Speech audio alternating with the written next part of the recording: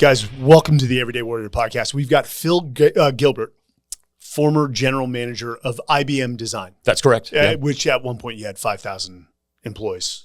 Well, we have, it's funny. So, and we'll get into this whole thing, but one of the real tricks was I had almost zero employees.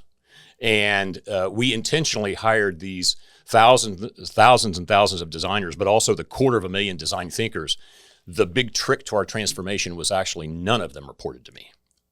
That's what we'll get into. Directly to the business units, I'm assuming. Yeah.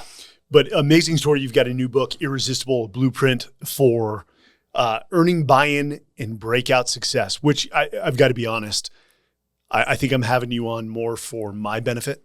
Well, thank you. For the company we're running and the culture we're trying to building than maybe for promoting your book. But when does the book come out, first off? November 12th. So Okay. right away, it's available for pre-order now. I don't know when this is exactly going to drop, but November 12th, it's available. So it's right around the corner.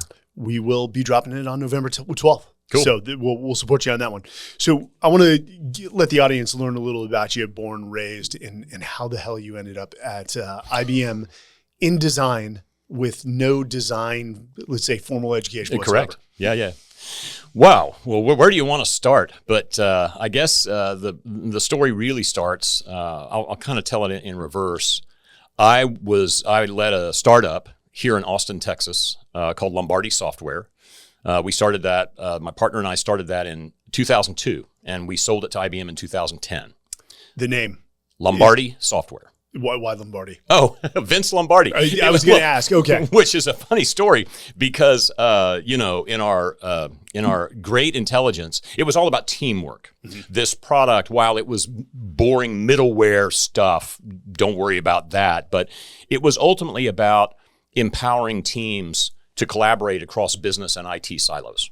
Okay, so who's a great coach for teaming? Vince Lombardi. Guess where that doesn't play? Anywhere outside of the United States.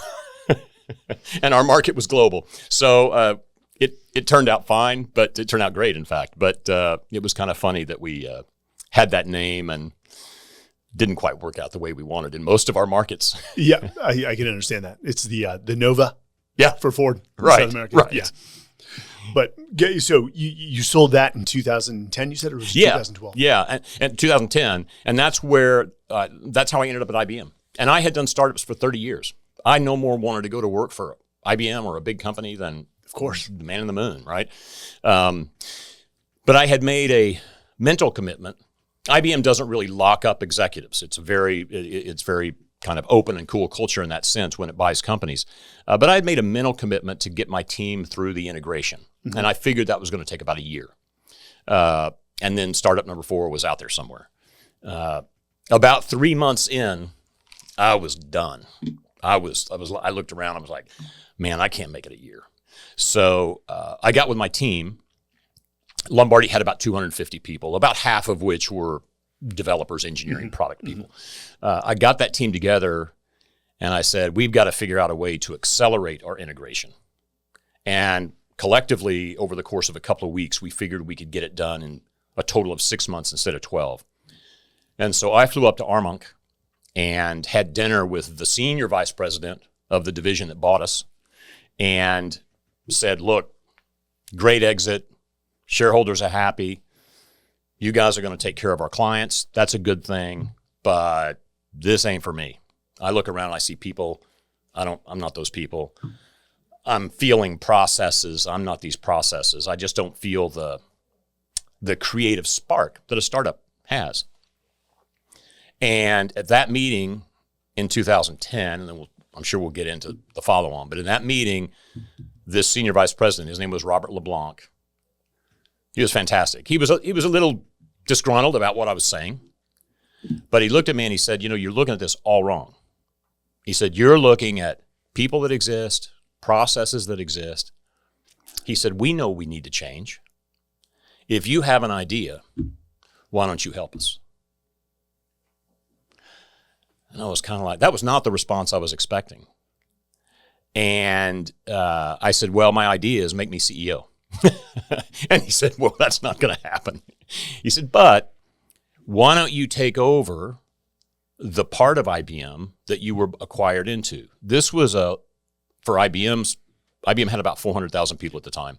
This was about a 1,200 person unit. So small from IBM's perspective. But I was kind of like, if I really had the freedom to operate and had the resources of IBM and had the global distribution that IBM has, this could be fun. So that's how I got to IBM. So you walked in to negotiate your exit. Yep. And he totally did a psychological reversal on you and convinced you to stay. Yeah. And, and his promise was, by the way, the promise was, and I said, look, I said, Robert, you're not going to like what I'm going to do. He goes, do it. He goes, make that group look more like Lombardi and less like IBM. And I thought, okay, it sounds fun. I got excited by it. But I was also like, I've seen this movie before. Exactly. Yeah. And Mike, for a year and a half, and I'm not kidding when I say this, there were probably over the next year and a half, we turned that business unit completely around. We took 44 products down to 4. Employee engagement scores were way up. Customer satisfaction scores way up. And we took massive market share from customers. But during that 18-month period, I'll bet you there were a dozen days when I fully expected to wake up in the morning and have an email from Robert saying, thank you. Stop. Enough. Because we also, aside from achieving those results, we also took a business unit from 1,200 people to 700. And in doing that, we actually took 1,200 down to about 600, but I added 100 new kinds of people. Okay, walk me through. First off, what was the business unit, if you can talk about it? It was called Business Process Management. It's Gorpy middleware stuff. Mm-hmm. But even with that kind of software, if you build it correctly, you can get people to love it. You can get people to want to buy it. You can get people to walk through hoops to do business with a company that they maybe don't want to do business with. So we've got a lot of founders, we've got a lot of CEOs of maybe small to medium-sized businesses that listen to this. Walk me through that 1.5 years in what you did to, one, cut headcount from 1,200 to, you said 700. Yep. 600, and then brought on 44 products down to 4 products. Employee engagement and customer satisfaction went through the roof. I mean, what were the small things or massive things you did to turn that culture into what sounds like an innovative, design-based methodology unit? Yeah. The first thing that we had to do is we had to have, first thing, you have to do several things in parallel to do it, but one of the first things we had to do is we had to have a very real conversation about where we were in the market with every single product and where we had in terms of portfolio simplification, because that was the kind of one of the critical things. Portfolio simplification. We had these 44 products, and quite frankly, 40 of them were all competing with each other. And they probably had 80% feature overlap, but 20% differentiation across this massive portfolio. So we had customers that didn't know which one to buy. We had salespeople that didn't know which one to sell. Yeah, it's confusing. So are you a believer in sort of like the power of one, simplicity? Absolutely. I mean, is that, because I have to assume it created and generated a lot of focus, because what we see a lot of founders do is they may achieve success with one service or product, and then they start to expand before they've totally mastered that one. Absolutely. Even in IBM, and it gets to focus. It gets to the power of your brand in the marketplace. And when I talk about a marketplace, by the way, I'm not just talking about a commercial marketplace. I can just as easily be talking about an organization and the marketplace of teams in an organization. But people tend to underestimate the cost of introducing a new brand into a market. And so the more you can focus energy on a few things, I'm a big believer in the power of 3. 3 and only 3. We're going to get into hills and all sorts of other aspects, I'm sure, over the next period of time while we talk. But simplification is key. It just focuses. Look, you've seen this in your career. The single most important thing for a team is to be aligned. Oh, 100%. If you have alignment, very easy to say, very hard to do. Very difficult to do. Yeah. And how do you get alignment? You have to simplify to get alignment. You have to simplify, and you have to get out of the way of the teams doing the work. So you have to align around higher level concepts than the implementation. We're going to get into commander's intent and how I built my entire philosophy is based on commander's intent, but we'll get there. No. And it's funny you bring that up. I'm not big on titles. There were many generals who weren't worth a grain of salt. Right. And I hold the title of Chief Talent Officer right now, and I even struggle to get out of my people's way. Yeah. Right now. And there are times to be, let's call it intrusive with your leadership. Sure. To help them solve a problem and regain that focus. But let me ask you this. The business unit, where was the leadership when you stepped in? What were the quality of the leaders? And I know I'm not asking you to undercut people who you're probably good friends with, but was there just you talked about commander's intent. Was there just a lack of strong focus and strong leadership? Yes, it was a very engineering centric culture. And the engineers that essentially ran each of these, as I said, 44 product teams, they felt like their entire differentiation was that 20% differentiation, and the 80% feature overlap with every other product in the portfolio didn't concern them. Were there fiefdoms between the different engineering teams? Of course. Silos, yeah for sure. It was a very siloed. IBM is a very decentralized culture, which actually has a ton of benefits in terms of execution if you can get the alignment across the various execution units. But there was really nobody at the time that was worried at that higher level. In a product sense, I call it the portfolio, but there was nobody that was aligning the disparate teams around a common mission. There wasn't a common mission across the 1,200 people.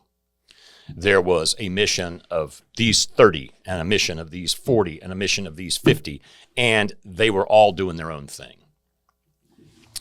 So that's why I say that kind of job one was to have this portfolio conversation so that we could align around a common mission.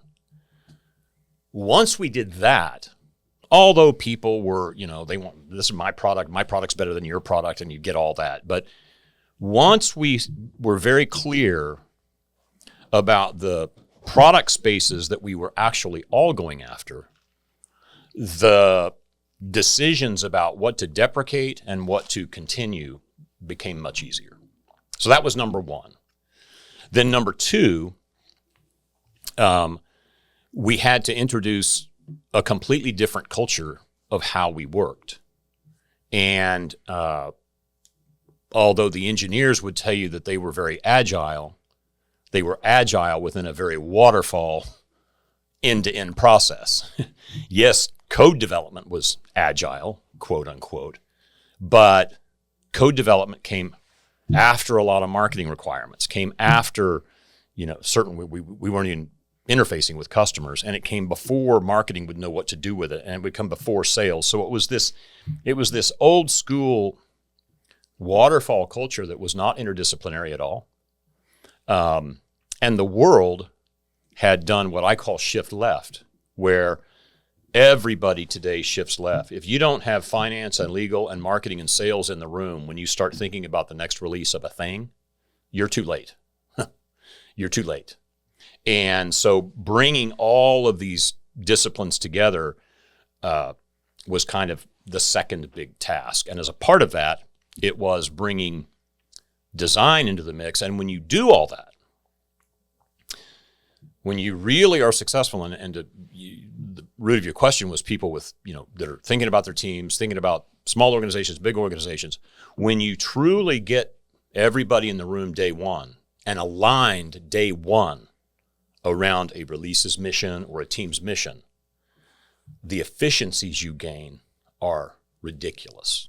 In our case, it was almost 50%. We would later prove across hundreds of thousands of people that the efficiency gain was about 33% across huge numbers. But at that... IBM as a whole. Yeah, IBM as a whole. But in that first one, it was. But you have to have the right mix of disciplines, and you have to, that was where the friction, the resistance, people worrying about whether they were losing power, all of those human things. That's where the portfolio conversation was hard. The bringing everybody together, and before we, in our case, wrote a stitch of code or, committed to manufacturing or whatever it might have been, to get everybody aligned around a common goal and waiting to do the implementation work until you do that, people thought that was really hard. Was the resistance noticeable with it? Yeah. Like I said. Well, then how did you get around that? Because for a lot of people, that's the biggest struggle is they've got to focus. They know where they want to take the company, but convincing the people and getting around what you could call that silent protest. Yeah. Well, this is the trick that I talk about in the book. But I have to be honest, in those first days, that first bit, I did it like I would do a startup. It was a small enough group, even though it was 1,200. I was in charge. Robert had said, you take this over. And I was heavy-handed at times. And there were, I'm a big believer in this no assholes rule, where work with people that want to work with you. Because if you work with people that want to work with you, you will succeed. Because most people are smart. People get it. If you run into people that don't want to work with you, move them out.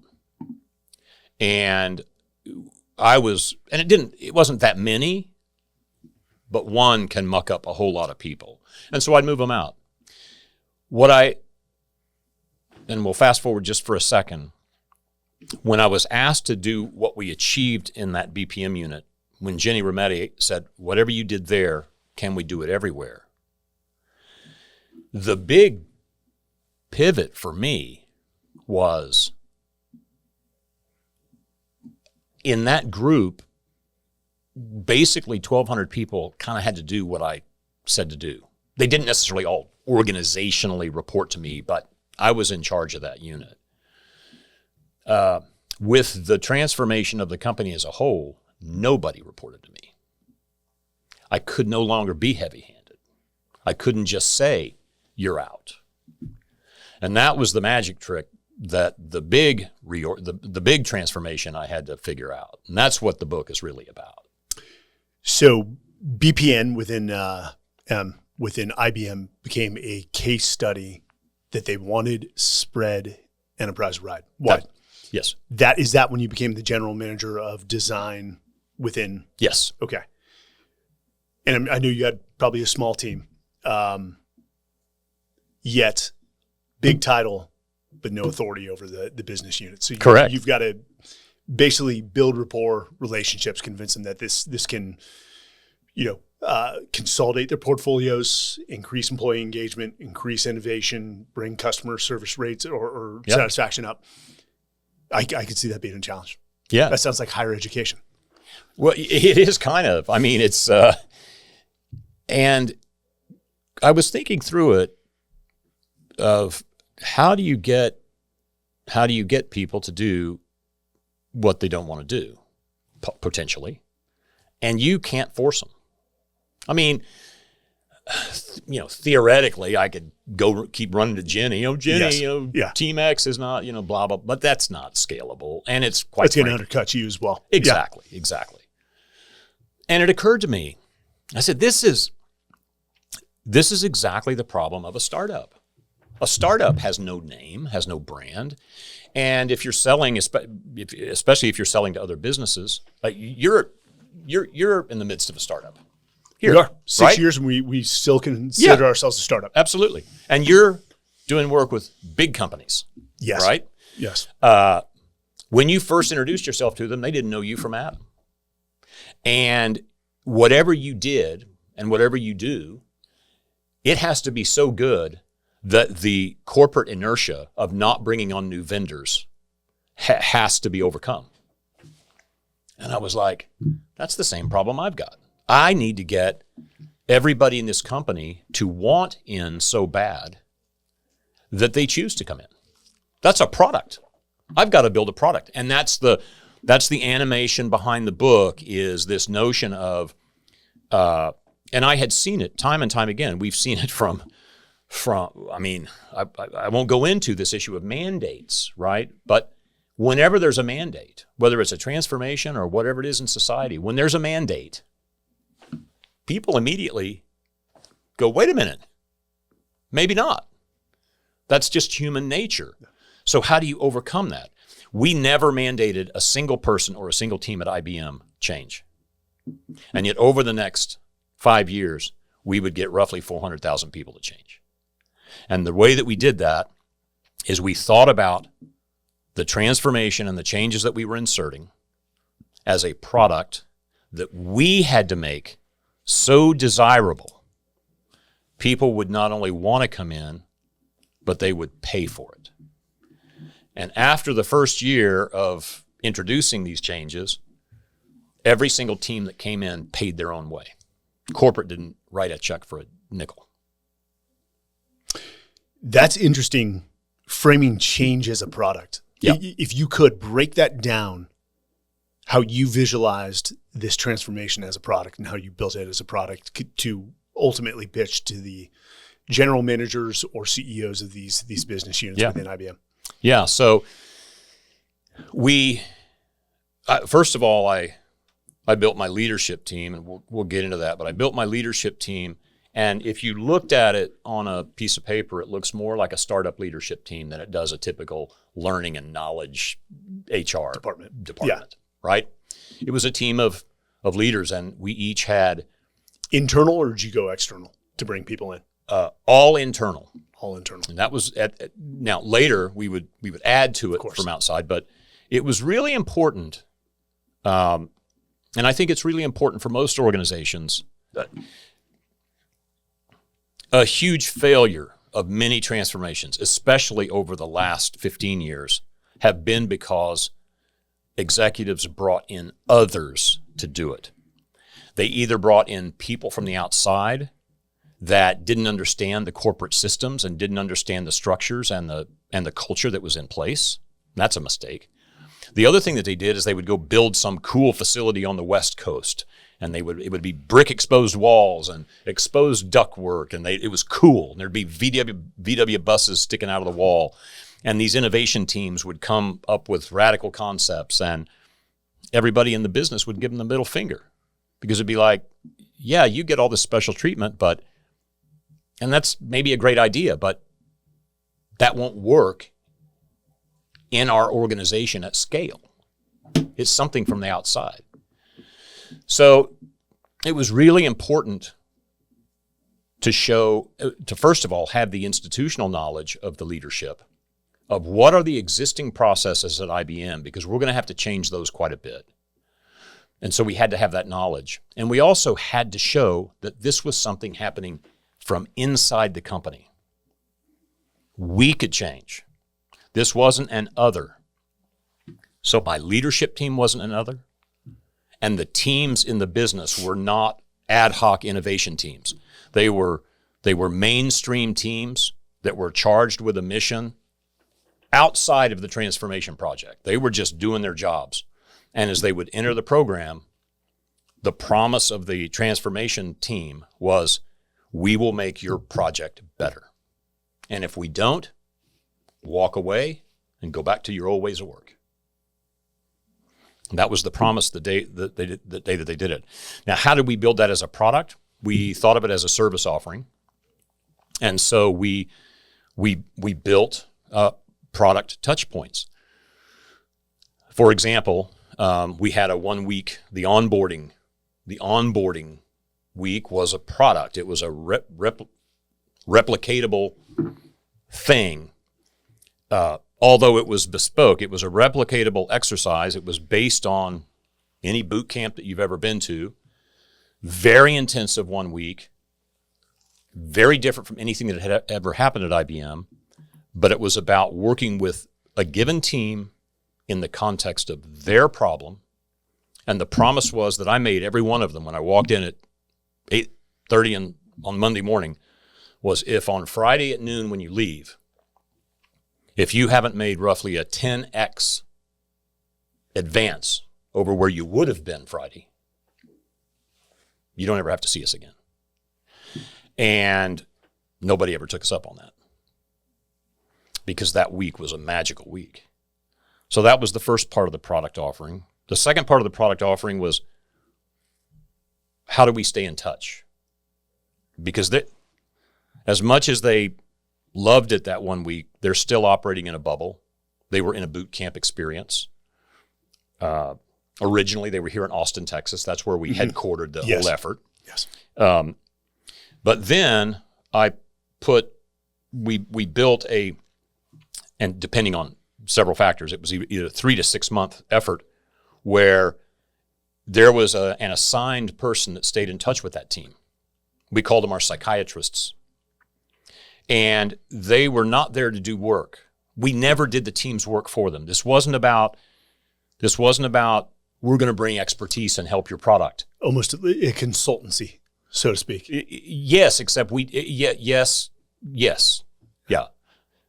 But the artifacts that were generated were 100% generated by the team. Mm. We would help. We would help them get unstuck. We would teach them new practices and new things to think about. But they had to do the work. Same thing with this next 3 to 6 month period. The psychiatrist didn't do anything except kind of, in a way, got in their way. And that was kind of a sticking point for a while. But what this person was there to do was two things. The team thought that they were there, either to report back misbehavior, but really thought they were there to maybe help them through roadblocks. And that's true, they were. But the more important thing that person was doing for the first few teams that came into the program, the more important work that person was doing was watching how the rest of IBM, whether it was the HR systems, the performance management systems, or the managers themselves, watching how the rest of IBM thwarted their ability to keep doing the right thing. And that's what would really get reported back to me, were all of these systemic dysfunctions. So those teams were helping us identify all of the systems of the organization that were going to bring them back. And so my leadership team, kind of getting back to that, part of my leadership team was built to deal with that issue. The issue of where does the organization hold back innovation? And so we would systematically go back to the HR group. We would go to the CFO, the finance office for the performance management stuff. We would go to senior leadership if there were management dysfunctions. And we would address those systemically. So it was a two-pronged effort of, yes, we were working with our teams to bring in this notion of human-centered design thinking, and agile. Today it's AI. That's the tactical thing. There was a whole nother part of the program. In fact, about 50% of the program was watching and then dealing with the systemic things that had to be changed to reinforce the culture of the teams. So this was not just with with profit centers. You guys were doing this for the cost centers as well. Absolutely. HR, finance, IT. Yeah. Operation. Okay. Yeah. Sales. Yeah. Support.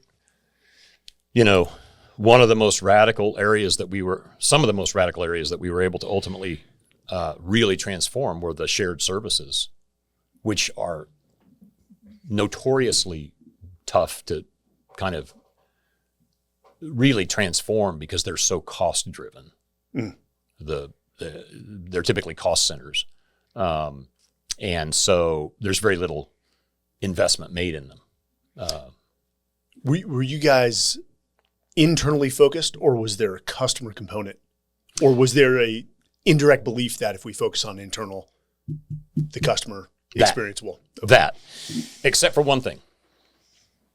One of the things I've found in organizations of any size is internal people have a certain amount of credibility, and it may be high or it may be medium, it may be low, but even for organizations or people that have a high level of credibility inside, when you get customers and analysts feeding back into the organization, they are serious force multipliers. So, for example, when we would share successes and our CEO or me or some of the SVPs would talk about some of the successes of our transformation as it was going along, we had built up credibility and people were enthused.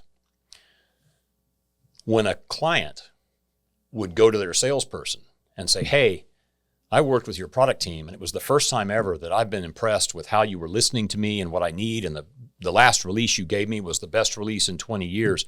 Let me tell you, that spread like wildfire.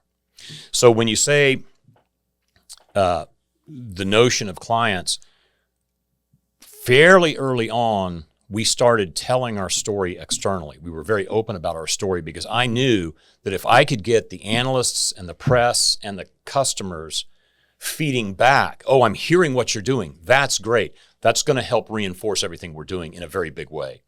In terms of taking our approach to clients, it was what you said. IBM has a kind of a long-standing tradition of using itself as what we call client zero. And so any new thing, we like to, and we're big enough, it's a big enough incubator that we can kind of measure the results. So we knew that we were going to do this with ourselves for a couple of years before we took it to clients. But then when we started taking this approach to clients, that was also a game changer. They were seeing a very modern company show up in very modern ways that they didn't expect. Interesting. Yeah. So you guys started going external to assist clients? Yep. As a service? Yep. And that now lives in their AI transformation practice, which is tens of thousands strong. And it's a big reason. When you look at IBM's market performance over the last 2 years, it's almost doubled its market cap. Yes. And it's the foundation for that are these things that we put in place, which is this notion of co-creation, this notion of how do you think about problem solving, and whether it's called design thinking or that's a buzzword, but the approach of design thinking is foundational to how IBM shows up in the world today. We are in interesting times. Nobody can tell us what this is going to look like in 5 years. I mean, No. the world is changing, but changing at such a rapid speed that we've never seen before. Yep. And you talk about industrial revolutions. Our CEO he's an encyclopedia on industrial revolutions. It took about 30 years for the phone to get incorporated at mass into houses. But you saw OpenAI go from how many subscribers? It was from 0 to about 1 billion in a matter of days. Yeah. It's the adoption rate is like nothing we've ever seen before. Yeah. Now, how productive that billion is, Yes. different question. Well, and that's a challenge. Yeah. I mean, you see the massive layoffs going off by, whether it's Microsoft or Amazon, Yep. In terms of headcount in order to focus on AI. I mean, the job recreation and job shift that people are going to have to undergo in order to be employable is going to be interesting. Yeah, And there's going to be a lot of resistance there. Actually, I would as well. If my job was outsourced to AI, I would have a fetal moment. I would have a fetal position. Yeah. And then I'd have a anger moment that probably goes on for 2 years.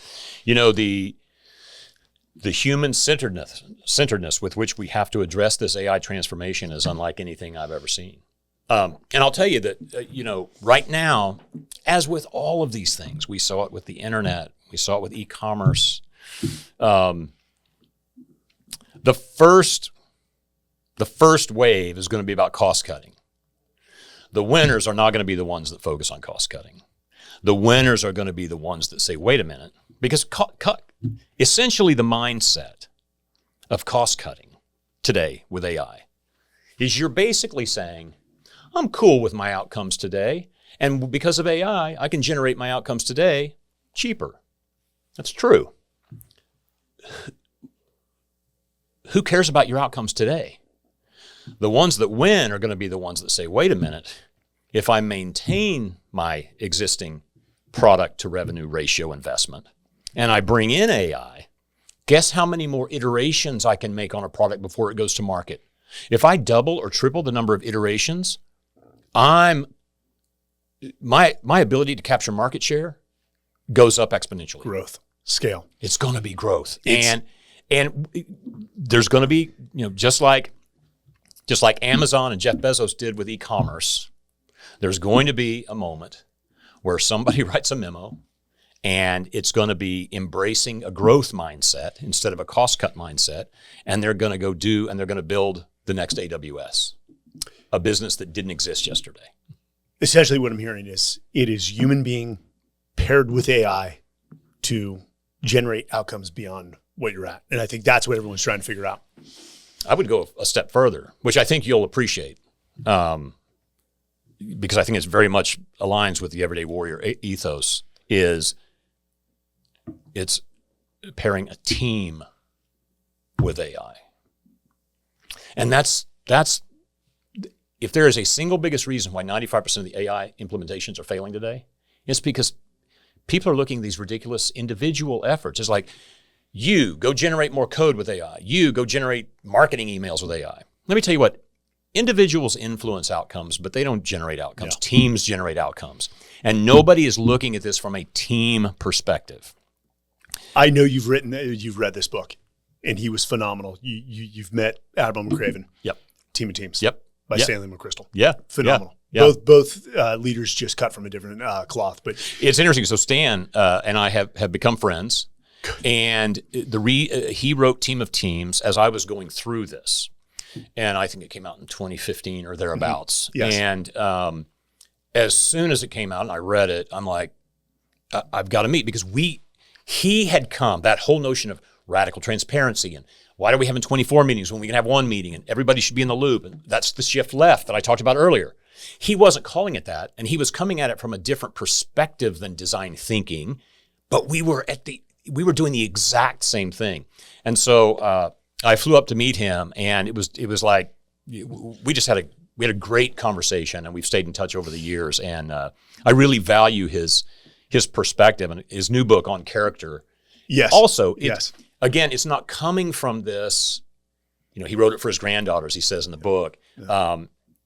He's not coming at it necessarily certainly from a change leadership perspective, but if you look at the values and the characteristics, the character traits that he extols, they're all the things that you have to have as a leader of change.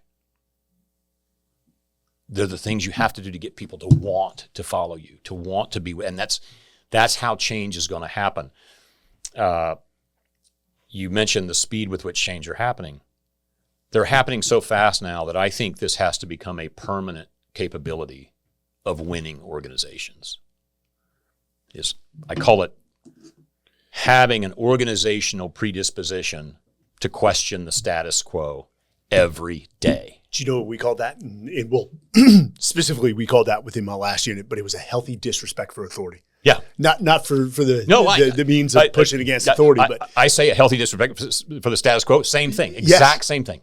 And we almost demand it. It goes to the theory of best idea wins. Yeah. Guys, if my idea in the military is not the best idea, let's have that roundtable quick. And I don't care if it comes from the most junior man or woman in the room.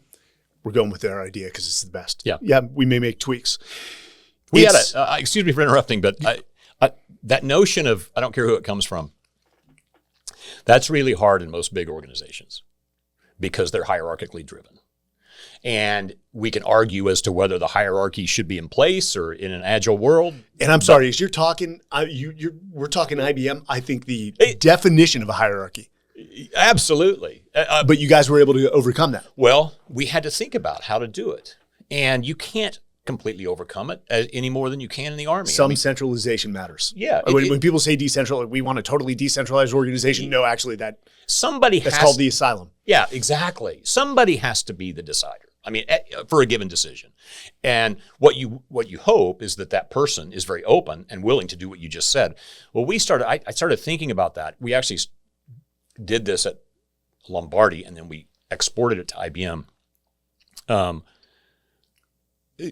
Most meetings in most organizations where there's a hierarchy, those meetings are corrupted because the hierarchy underneath whoever's the most senior person in the room, whitewashes whatever you're going to say to a point that it says nothing, right? We've all been in those meetings where the thing that actually gets communicated verbally is generic blah, blah, blah. Well, I wasn't going to change the nature of meetings at IBM. So what I did is I invented a new term, and we called it playback. And a playback was not a meeting. Meetings still went on. People could call meetings, and the PowerPoints would be scrubbed, and all that stuff was still going on. Okay, that's going to happen. But a playback was different.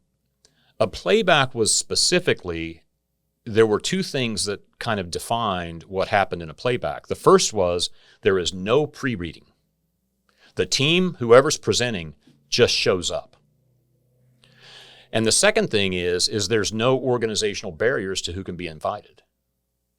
So in a playback, you would have, you'd have the product team people and maybe some product leaders in the case of a product team, but you'd also have some salespeople, some legal people. Anybody can show up to a playback. Interdisciplinary team. Interdisciplinary, wide group of stakeholders, anybody who had an interest in the question, and no pre-reading of materials. So whoever was presenting just presented, and you had a real discussion. And in one of the first playbacks to send a signal to the organization, I talked about Robert LeBlanc, who was a huge champion, and he and Jenny are the two real heroes of the whole transformation. But we kind of had primed him. At the very first playback we had, it had a really broad group of people, very senior. He was a direct report to the CEO of IBM. He was one of 14 people.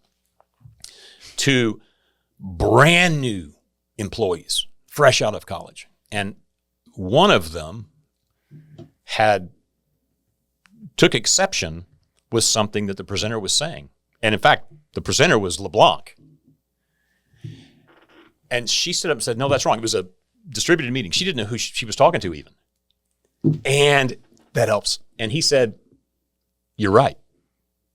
Let me tell you, when he said that, the room went, I mean, you could, it spread like wildfire. So building in, I guess my point is this, as you think about change, in times of change, transparency is required and best idea wins.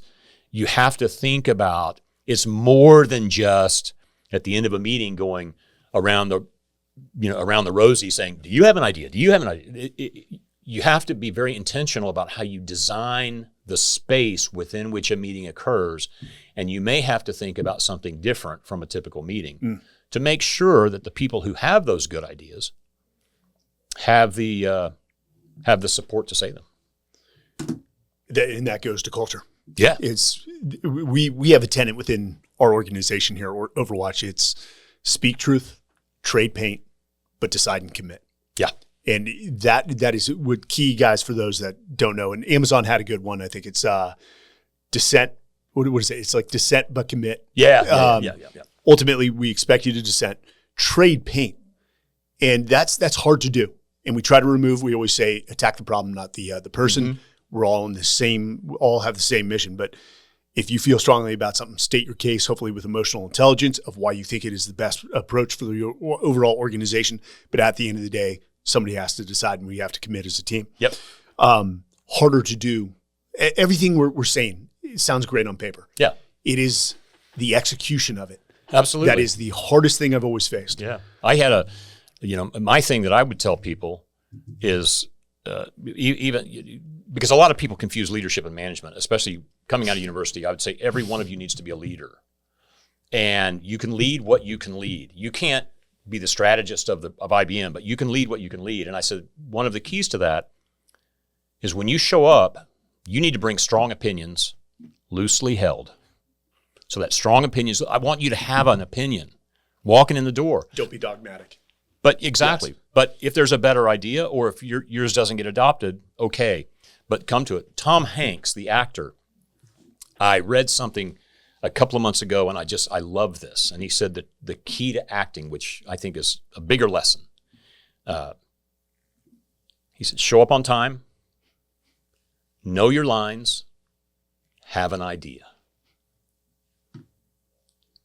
And I love that. The simplicity, the beauty of it. Show up on time. Yeah. Absolutely. Be respectful. That, to me, that's like, be respectful. Like, right? Know your lines. Come prepared. Have an idea. And I was just like, I love that. So that's my new thing. So one of the titles in the book is an interesting component, and I'm sure this is going to be a longer conversation. Buy-in, employee buy-in is a challenge for a lot of people. Yep. And we've probably seen our share of leaders that kill that buy-in before it even starts. Mandates kill it. Yes, mandates kill it. I think inauthentic, inappropriate behavior or let's say tendencies from leaders that don't set the example or lead by example, which is a simple tenet from the military, kill it very rapidly. But what are the core tenets or the ways that somebody creates buy-in within an organization? I'm talking from a senior leader perspective. Right. Well, I certainly think, what you just said and the character traits. So the leader, the leader themselves has to kind of have this thing. But I think, but primarily what I think is that in order to create buy-in, you as the leader, as the deliverer of the service, of the thing, adoption is on you. I forbid my team from ever saying the phrase, they just don't get it. If somebody didn't adopt what we were selling, if they didn't adopt the changes that we were proposing, I always viewed it, and my team always viewed it, as one of two reasons. We either had to accept that the changes we were proposing weren't very good, and we should go away, or we had failed in some way, that team. Every single failure was on us. And that is ultimately how I think you earn buy-in for two reasons. First of all,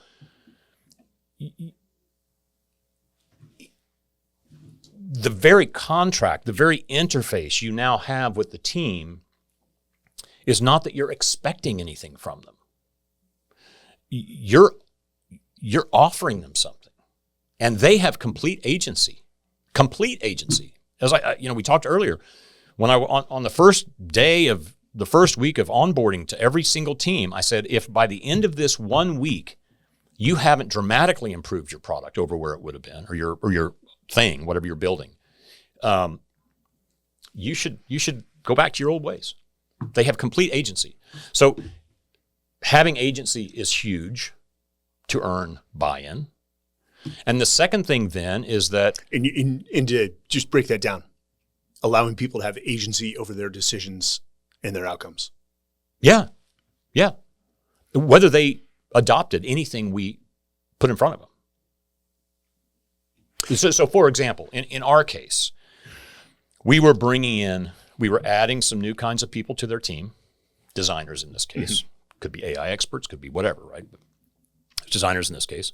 And we were then introducing them to the practices around true interdisciplinary, agile, and design thinking. If the combination of those things didn't move the needle big time in 1 week, they had that's all they were committed to do is a week. Give it a week. And at the end of that week, if they were like, this is BS, they could walk out. Never hear from us again. So they had complete agency over that. And certainly over the outcomes they were generating, we weren't impacting that at all. We had no opinion about what they were building. That was their thing. We weren't coming in and saying, you're supposed to build X and we think X should be that and you think X should be something else. We didn't do that. We were simply introducing new tools and new people. So again, they had complete agency. That's critical to earn buy-in. And then the second thing is at every touch point, you surprise them. When I say that those words, to break it down, what I mean is, as you are introducing their them into this world, you need to knock down every barrier that either exists or they think exists. And you need to do it pretty much proactively without them necessarily telling you. The one of the big failures that most organizations, for most transformations that fail, one of the key reasons is that the organization doesn't actually have the fortitude to see it through. And they don't actually make the systemic changes that help the teams get their work done in this new world. They're just expecting the team to change. Sounds like a lack of commitment. It's a lack of commitment. In calling, say, capacity or capability to actually undergo. Calling victory too early. Is there ever victory? Because with design thinking, yes, we've seen substantial changes. Yeah. But it's not accepting the status quo of, hey, we've arrived. I don't think you ever arrive.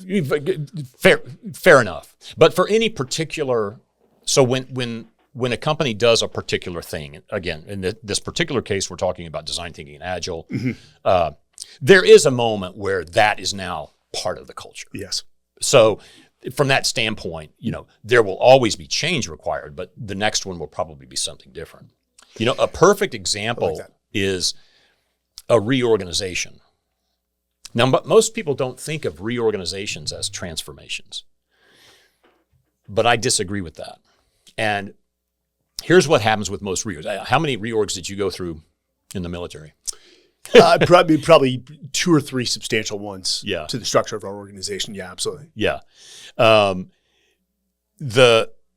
What typically happens in a reorg is the reason for the reorg is no different than the reason for any transformation. The reason is you're not getting some outcome that you need. And typically, when I've been involved with the military, it typically has to do with the flow of information. Most reorgs are around information's either not getting up fast enough or information's not getting distributed across silos fast enough. And so what happens is they call in, I don't know, McKinsey or somebody, and for a year or two, they figure out, the reason is this wing is reporting to the wrong commander, and so let's just move that. And they'll spend a year to 18 months getting ready. And 10 to 20 million. And $10 to $20 million getting ready for this reorg.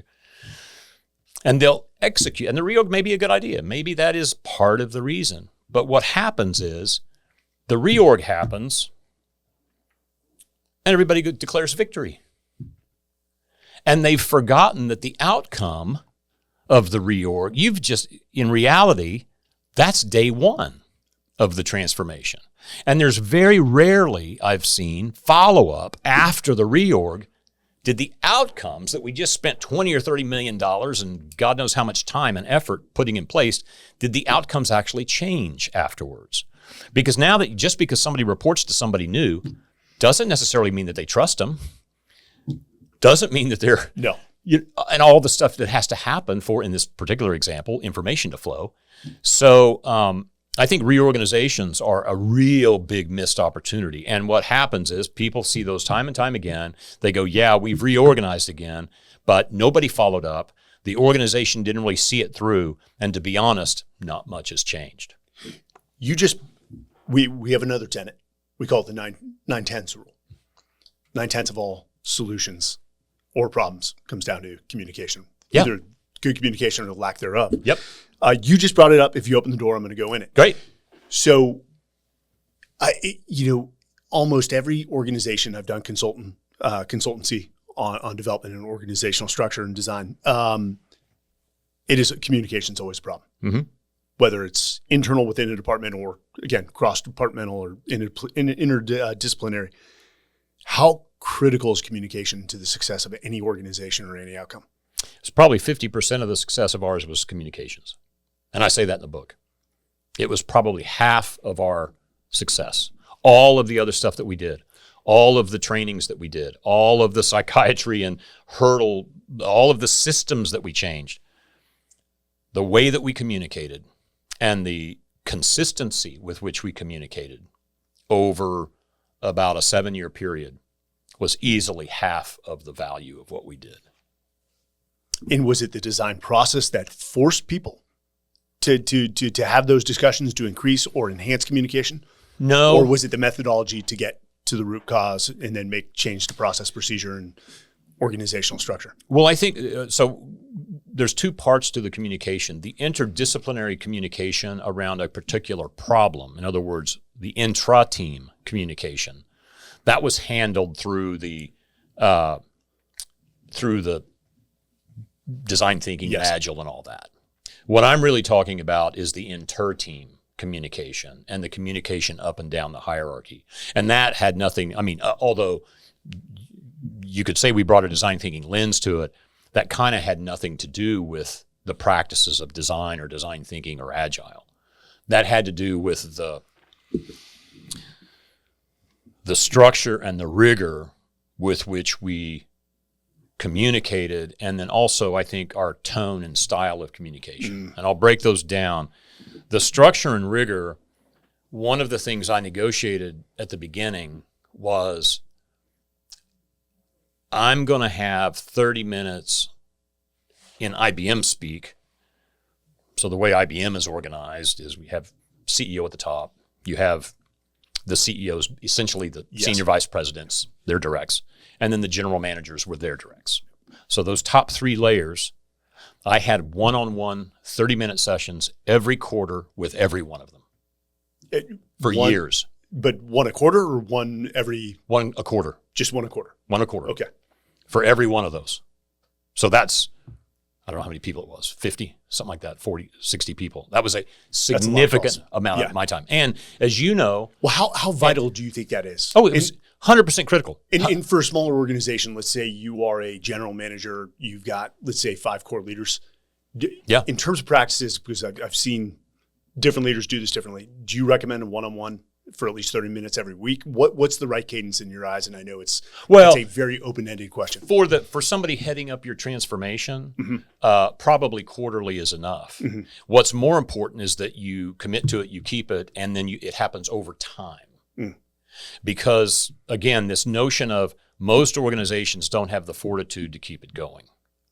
So getting at an organization of any size at all, getting 30 minutes every quarter from every senior exec, that's a tall order. And that was very unusual. And I think the one-on-one aspect is also critical because it allows for really unfiltered information. The transformation leader is getting so much information from the ground. And that ground information, even in relatively small organizations, and I'm talking about organizations of even 1,000 or more, the disconnect between the most senior leaders and what's happening on the ground is massive. And in most cases, that's fine. The senior leader probably came up through the ranks, understands what's going on, and as long as things are going great, that's actually okay. And it kind of frees people up, do what you do best, stay in your lane. I get it. That works right up until it doesn't. And in moments of change, it doesn't. And all of a sudden, you have to wire the most senior people in the company right back down to the ground. They have to know what's going on the ground. Again, it gets back to the team of teams thing, right? Leaders had lost touch of what was happening out in the field. And McChrystal recognized that. It was like, how do we reconnect people? That's what that meeting did in that instance. So the one-on-one aspect is important because the up and down the line, there's just too much scrubbing of information that takes place. Now, so that was the structure of our communications program. And with those leaders, I took on that role. It lasted over time. We had to develop, and we'll get into it later probably, but we had to develop a way that I could show every single leader how the transformation was progressing in a positive way in every one of their fiefdoms. And so we came up with some metrics, and that became the basis to keep them engaged and keep them enthused because they saw it growing and growing and growing. The second aspect was, okay, we have this communications. What is the tone? What is the style of those communications? And again, the failure mode of most transformations is evangelism, evangelism, evangelism. And it's just unrooted in reality. And so from day one, I pretty much forbade my team from evangelizing design or agile, that we didn't do any of these things where, design-centered companies are 3x more valuable in the marketplace. Doesn't mean anything. Nobody believes them anyway. In today's world, you need the authentic peer-to-peer accounts. And so that was the tone that we took in all of our communications was, if it was communications to the masses, the stories were coming from their peers in the business that were going through the transformation. They weren't coming from my team. And we would get these people on video. We would hold meetings with them. We let the people on the teams undergoing transformation tell their own stories, almost all of which were positive. Some of them weren't. That's okay. And that style also translated to how I dealt with the most senior leadership. In the book, I actually go through one of my slide decks to kind of to just emphasize this was not fluffy stuff. Every one of my conversations was rooted in the reality of what was going on the ground and grounded in metrics. And it was so truthful to what was happening that even from the first slide deck, that ultimately became the management information system, a part of the management information system for IBM. That's how data-driven and metric-oriented it was, and how useful it was that the senior executives were starting to get operational information that they had never had before, that the systems of record didn't track. Our systems of record didn't track on a team basis what was the skill set of every team. What was the skill set and experience level on every team? So that level of operational detail just wasn't there, and that now has become part of how teams get formed and teams get managed across the company. So those were the two aspects of communication that I think, again, getting back to this notion of earning buy-in, that are so critical is you need to have constant, recurring access to the very top to keep them engaged and keep the company on track. And the tone of the communication has got to be real, authentic. Constant, recurring access. Yeah. Is that the term you use in the book? I don't think I necessarily use those three words, but you'll see it. I talk about these 30-minute meetings quite a bit, and I go into quite a bit of detail about what transpired in them because they were key. I've spoken to a lot of leaders on meetings. Do you have rules on the time span of meetings? I pretty much, I do. My rule in this, because I wanted to always be the easiest again, it's this notion of earning buy-in. You have to earn buy-in at the senior level too. Yes. And my approach to every one of these 30-minute meetings, and I write this in the book, my approach was I'm gonna prepare. By the way, the slides were not these verbose slide. Like if it's a verbose slide deck, just send the slide deck and let them read it. These were metrics that spurred conversation. So that's one rule is I'm not going to just blah, blah, blah, tell you stuff. I'm going to give you something to react to, and let's talk about it, and let's make sure that what we're doing is aligned with where you want to go. But I approached each of these meetings saying that I'm going to prepare 15 minutes of content so that if my meeting happens to be the one that he's running late to, he can get, or she can get back on track. That was my approach to meetings.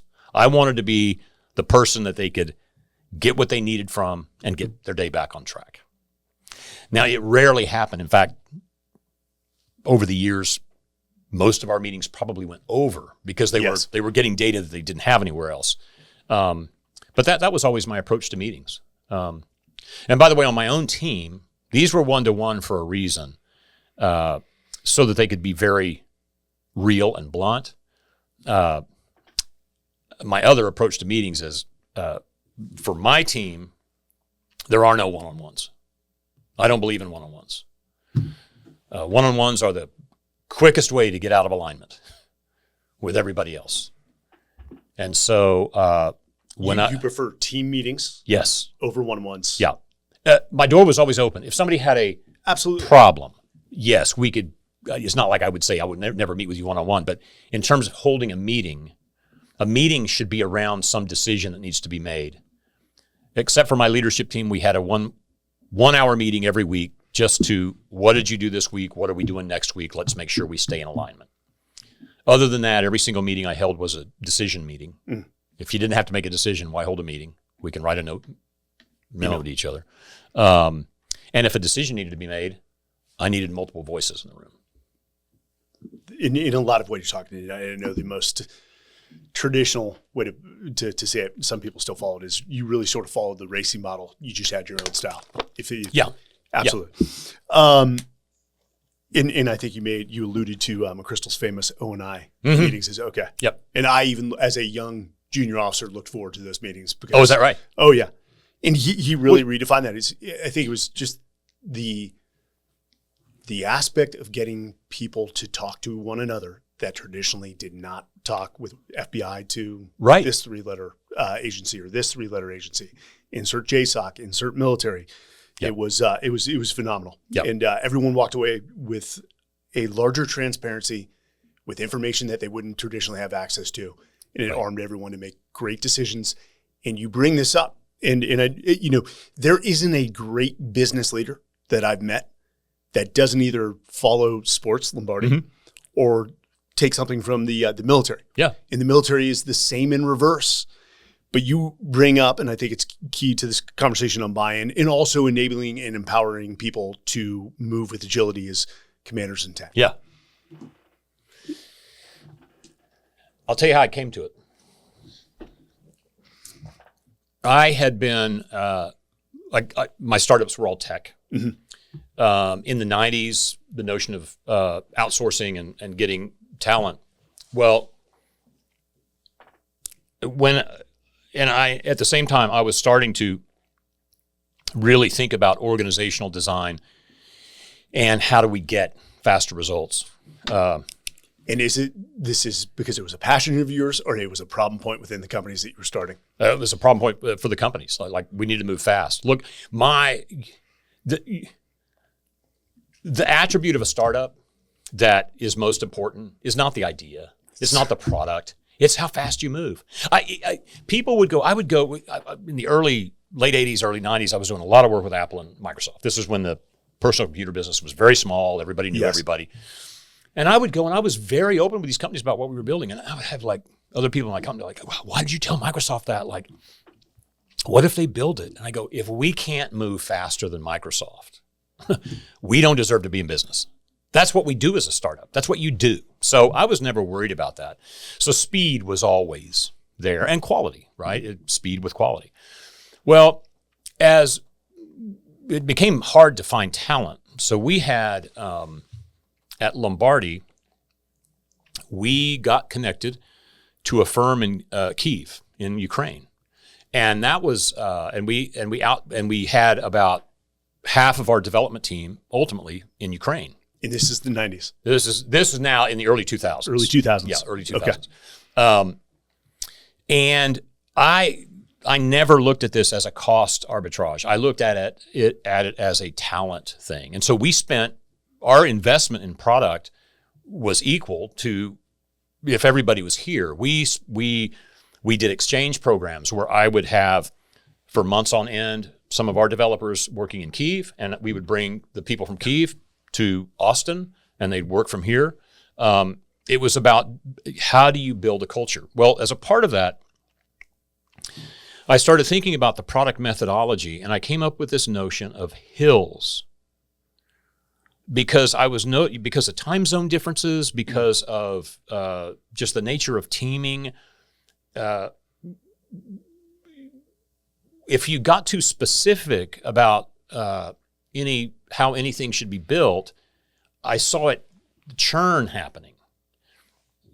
And so I came up with this notion of we need to have a higher level concept so that before we start coding stuff, we actually are aligned around the problem that we're solving.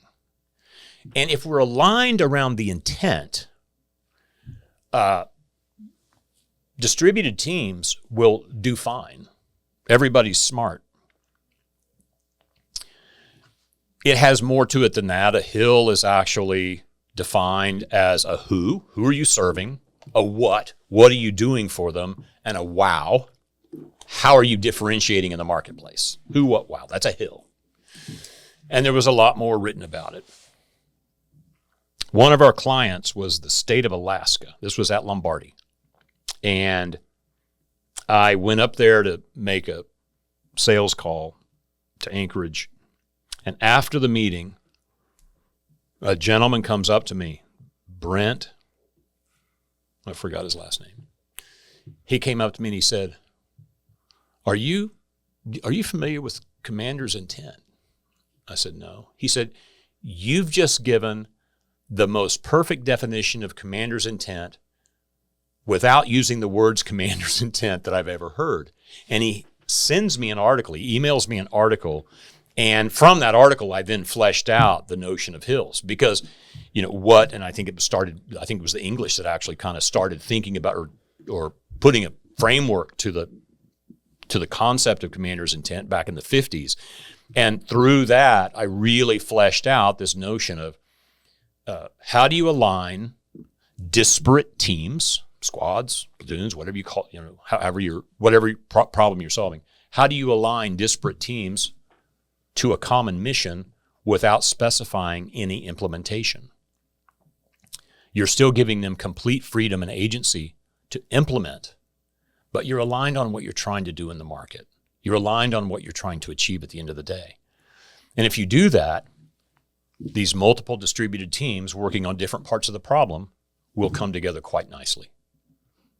And so that became the basis, and it remains the basis today of how product development is done. We got to go back to Alaska. What was it that you said in that meeting? Pretty much. And was this guy a prior military? Yes, he was. He was. Yeah, okay. Yeah. And he was in the IT group. He was not the CIO of Alaska, but he was deputy CIO for the state of Alaska by that time. And but military background. And I said pretty much what I said to you, which is this, because I was talking about this was a potential customer. Why Lombardi? How do we develop? And I was really kind of making the point about in order to create a hill, we have to really understand. We're not only aligning intent across our team, but because of the nature of the hill, we really are having to understand the mission at a very deep level. Who are we serving? What are we doing? And how are we differentiating? But and then talk to him how we utilize that. We had a process by which the first thing that a team does, and it's usually a smaller part of the team, it doesn't require, some of the teams at IBM got to be hundreds and hundreds of people to build some of the products. But the coming together of the hills was very much an interdisciplinary thing. And once we aligned on those hills, what happens is then you expand the team a little bit. You bring in more engineering, a little bit more design, and the designers, now they start to kind of solution. Okay, what are some options for taking the hill? Engineering is working very closely with those designers, and they're now scoping how much it's going to cost to take a given hill. Can we really do it? Do we have the people to do it? Do we have the time to do it? What time frame are we looking at? And that culminates in what we call playback zero or sprint zero. And at that moment, that's when everybody comes together. Sales, marketing, engineering, design, product management, legal, finance. And everybody says, we are aligned around these hills. Here's the solution we think is going to take them. Order of magnitude, we think we can get there with the investment we're making in the time we need to get there, and we kick off. But that's where the contract is made. And there becomes a social contract now among all of the distributed team around what we're doing, when we're going to do it, and how much it's going to cost to do it. Now, things change after that. But the interesting thing about hills is, once something changes in the field, as you're trying to take the hill, now we can have a business conversation around it.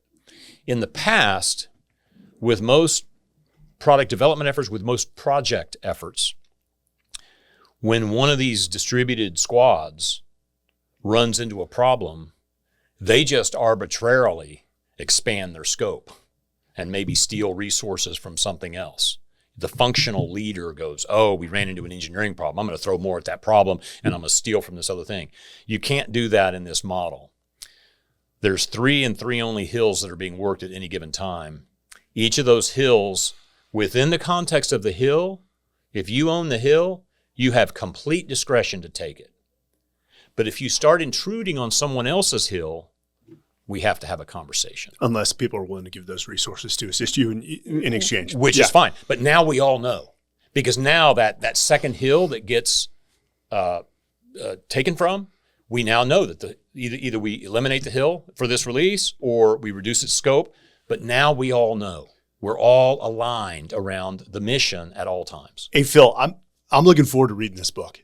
And shockingly, your team didn't send me one prior to the. Oh, I'm sorry. It's okay. It's okay. Things get dropped. I was hoping I'm supposed. They sent one to Rogan, but not to me. Yeah. No, it's fine. I was hoping to bring you one. I thought I'd have the hardbacks this week, but they're showing up. Is this your first book? It is. Congrats. Yeah. How long in the? Oh yeah. You thought it was going to be easier than it was? Oh yeah. Let me ask you this. You've written 2 or 3? I've written 3. One is a children's book with a sweet man who is the most senior enlisted of the entire military, and he's got one coming out called Carnivore Leadership. He's coming in for a podcast because his book comes out in a few months. Oh, awesome. You've got to meet him. So the SEAC is the senior enlisted advisor to the chairman. He was a JSOC guy, much like the current SEAL now. It was Dave. Oh, I'm going to kick myself. It'll come to me. Phenomenal leader. But I was scared to put the book out. By the time I was done with it, I'm like, my wife said, so what's the deal? I'm like, it just sucks. I think this book just sucks. Yeah. She's like, just put it out. And it did extremely well on the HR one. Both did well, but it's a scary process. It's a scary process. It's a harder process than I thought. Just getting, I had all the stories in the book I've been telling for years, and that's why I wrote the book, is like CEOs will be like, you've got to write these down. Like, this is a different perspective, right? I found it very hard because I wrote it. It's kind of written in a memoir style. Mm-hmm. It's my story at IBM, but it hopefully has these repeatable lessons that are surface. I just found it. First of all, I found it very. I couldn't figure out how to tell the end-to-end story. I actually needed some help. Of course, and I hired a guy who helped me with the strategy of just how to tell the story, which was a big unlock. I'd spent about 1.5 years before then. And then the other thing I found, because it's kind of memoir style, it needed to sound like me. Well, writing your voice on a piece of paper versus sitting here now doing this, 2 different things. It's how you want it to sound. Yeah. But the authenticity has to be there. Yeah. First time writing a book, of course you're going to go find somebody that understands how to sequence the flow, how to make the points very tangible that readers can extract. But how long was the process for you and all? Well, I started really documenting the stories in 2020. No, 2021. And then it was the beginning. I was doing consulting, and I had gone to a client in Zurich, and a certain thing happened, which I talk about in the book. But and that was when I was like, I got to do the book. Like, by that time, I'd written about 45,000 words. The book ended up being about 65. But they were, like I said, it wasn't a book. It was a lot of stories.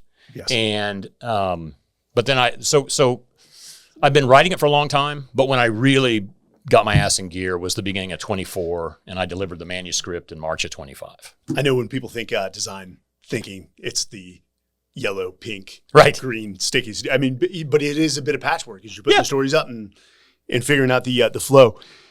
Did you find during the process of writing the book that you may have written it, because you said you wrote 45,000 words, that you either evolved how you thought about something or realized maybe that was wrong, or you just had to explain it in a different way? Oh, for sure. You know, and not a lot, but a few things I was able to put frameworks on that when I did them, they weren't quite that solidified. Now, and over the years, we would kind of harden. And as I looked back on it, I realized, oh, that was actually that. I talk about building the leadership team, and in the book, and I have a very specific point of view on how you should think about a leadership team, and I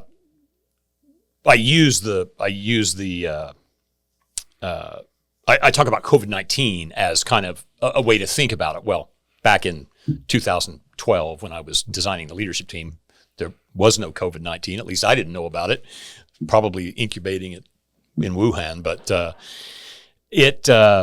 so I was able to use more modern metaphors in some places, things like that. But the structure of the program, we had learnings. In fact, one of the chapters is about 2 learnings that were fundamental to scaling. The discovery of what we called magic people and the discovery of what we called shit umbrellas. But that I would now, had we had them day one, would have accelerated us even faster. But by and large, the architecture held, and that's what's in the book. Well, you just pulled me in even more with the word scale. Yeah. Look, my whole business life has been about scale. I came to design thinking because of scale. I view design simply as this. It's an ability to scale quality faster than you could ever scale it. That's all it is. Well, you're leading into my question. Is it a fundamental truth that when you scale anything, some level of service will decline? No. That's always been a personal point of we're going to scale, but we're actually going to increase quality. Absolutely. And that's why design, by the way, in my mind.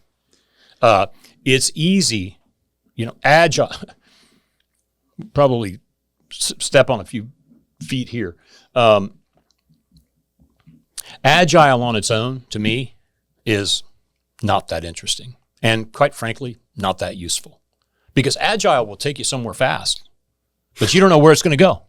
And by definition, and look, people can practice it, and very thoughtful people can practice it, and you do point it in the right direction. But most practitioners of pure agile just go fast. And when you don't know where you're going, all roads will lead there. Yeah. And it's like, oh yeah, but you put something out and you get feedback, and then you react to the feedback. It's like, well, don't you want to have a point of view? I mean, how do you know that that you're going to a place that's good versus bad, or that you're going to a place that's interesting versus uninteresting, or you're going to a place that's differentiating versus undifferentiating? If you just react to the market's reaction. So what design has always done to me, and when I first stumbled across it, which I did in the late 80s during my first startup, the reason it blew my mind was not beauty, wasn't form. It was, oh my gosh, I can now scale quality. There is a well-honed discipline and craft that has an ability to continuously seek better and help me get to better faster. And that's where agile kicks in. I always said at IBM that design design was the brain of Agile. We could move fast with Agile. Design told us where to go. I like that. That's the first time I've ever heard that. I always caution people, don't take any methodology or framework wholesale and just implement it. There always has to be tweaks to your culture, to your objectives, to the outcomes you're trying to achieve. And nothing is cookie cutter that it'll just, you can lay it on top and think that it's going to be the silver bullet to all your problems. Right. I've never seen that. Yeah. Ever. In my book, I talk about the fact that cultures, we're talking about changing cultures. And I talked earlier about some companies have tried to, bring innovation into their culture by starting a new facility, right? Yes. And a new culture, thing. Or a center of excellence or pull together a tiger team of your best people. Also just as unuseful. Because by definition, they're operating outside the boundaries of what's happening. And when we talk about culture shift and culture change, we're never talking about the wholesale rejection of the old. In fact, we're only tweaking maybe 10, maybe 20% of a culture, but it's the 10 or 20% that's needed now. And that's why it gets so amplified. It makes an 80% difference maybe, but it's not that much of a change. And so, understanding what parts of the old culture are actually working and we can continue to use to scale, and what parts need to be changed are kind of a big part of the job of the transformation leader and the leadership team. When we talk about designing the leadership team, then we need to make sure we have identified people that own the relationships between the scalable part of the culture so that when we embed changes into the culture, we're changing the systems and processes of the bigger culture in the right ways and only in the right ways. And we're keeping the stuff that still works. Most big organizations, their ability to scale is by being consistent. And that works right up until it doesn't. And so there's a balance between, these systems are reinforcing behaviors all along the way. Let's just tweak them a bit so that they start reinforcing the new behaviors and not reinforcing the old behaviors. But the rest of it, all of the rest of those really scalable systems, let's make sure they work. Because if you can tap into them, then you can scale change faster. And that's where the virus analogy comes in. We want to insert this into the scalable systems of the organization, and that's its own thing. That is a process. Easier said than done. Phil, I've yet to read the book. And again, guys, go to Amazon. That's where we direct people. Yep. I'm sure it's anywhere books are sold. Irresistible Change, a blueprint for earning buy-in and breakout success. I'm from this conversation alone, this is what I would say, whether you're a leader of a 2-person organization or a leader of a 200,000 person organization, pick up the book.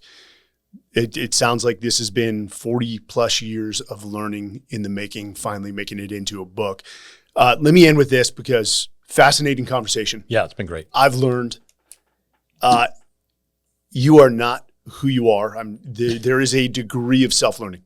All the top high performers I've ever met double down on their self-learning. That is probably the largest part of development for leaders and teams, as well as if you build that within the culture. People, and even the Army, if you didn't know, institutional learning on the job and self-learning. Yeah. And we all know OJT accounts for a large part of that learning. But who was the mentor or mentors who pushed you down this pathway? And you don't get to say your parents. We all know parents are. Who was it in the business world or elsewhere that really became a driving force behind your development and who you are today? Yeah, there have been a lot of folks along the way. It probably my questioning started. I had a teacher in high school his name was Veachel Evans, and I went to high school I grew up in the 60s and early 70s, a time of turmoil. I'm the youngest of four, and in those years, anybody who's listening that's of a certain age, in those years, we were 4 years apart, each of us. I was the youngest of four. Parents like pain. Yeah, right. Well, in those years, all four of us had very different experiences. My oldest sister grew up in the late 50s, early 60s, high school, American graffiti. That was not my experience from 1968 to 1974, right? And so, but like them, one of the courses I took in high school as a senior was a course called Great Books. Now, for all three of my siblings, what that course meant and what I assumed it meant was the great books of Western civilization. The classics. The classics. You've seen them, the leather-bound things on the bookshelves, right?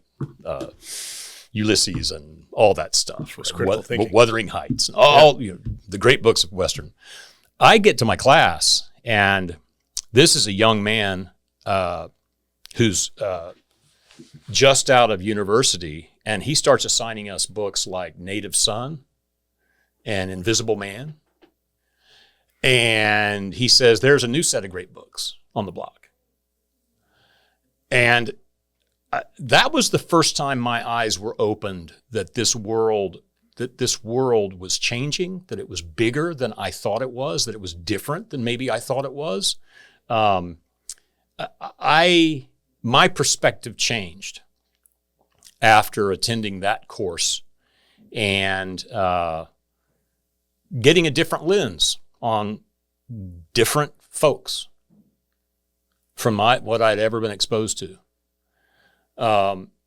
Later, I would go on to go into ROTC. I then majored in accounting, minored in computer science.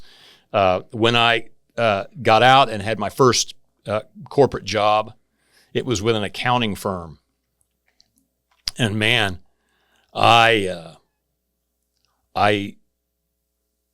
did it, and I did well, and I was promoted well. But I resigned after about 3 years. And I'll never forget the partner who I resigned to. He said, he goes, "You're a young man in a hurry." And I thought that was a compliment. It wasn't.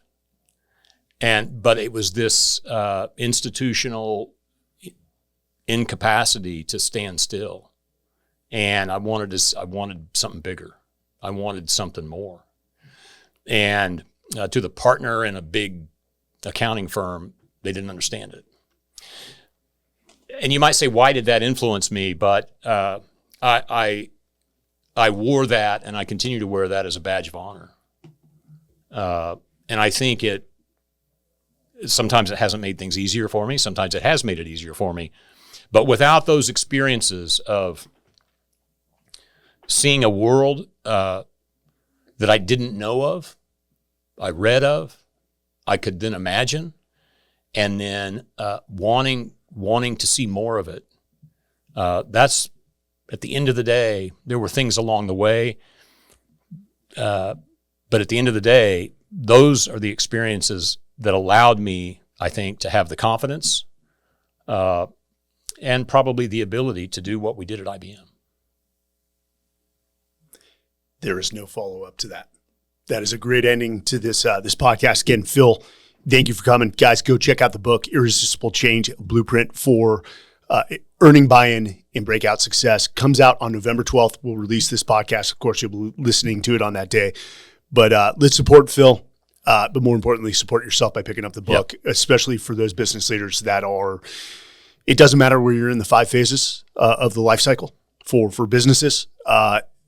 Design thinking and culture and leadership will serve you throughout those phases. Phil, I can't thank you enough. It's been fantastic. It's been fantastic. I've really enjoyed it, Mike. I guess. This has been another episode of the Everyday Warrior podcast. We'll see you guys again. Thank you.